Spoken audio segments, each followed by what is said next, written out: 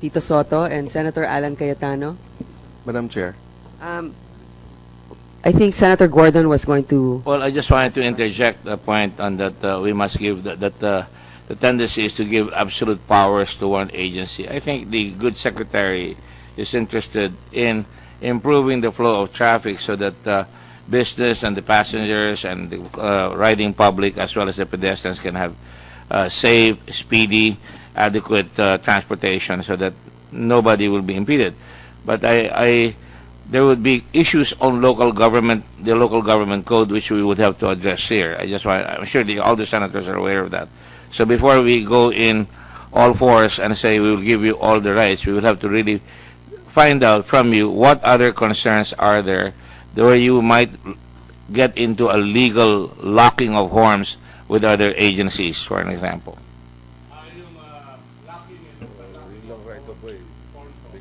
Manggagaling sa LGU, sa private owners ng mga property, manggagaling sa MMDA.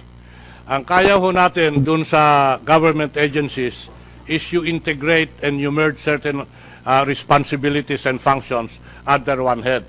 Ang kailangan ho natin dun sa pribado is magkaroon tayo ng formula na kung saan hindi tayo magiging whimsical or arbitrary dun sa paggamit ng mga property nila.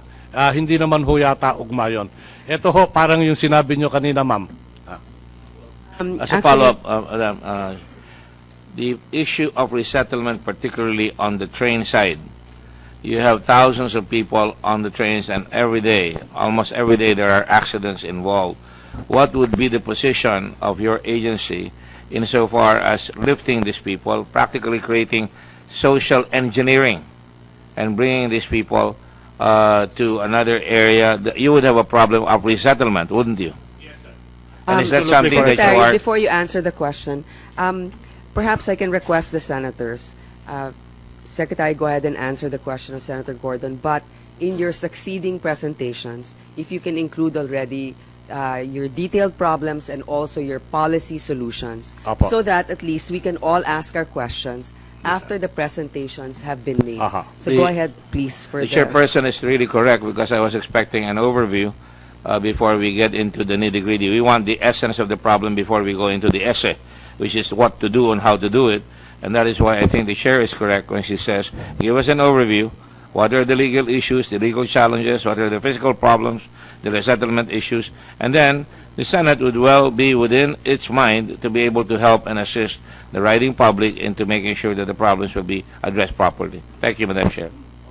Madam Chair.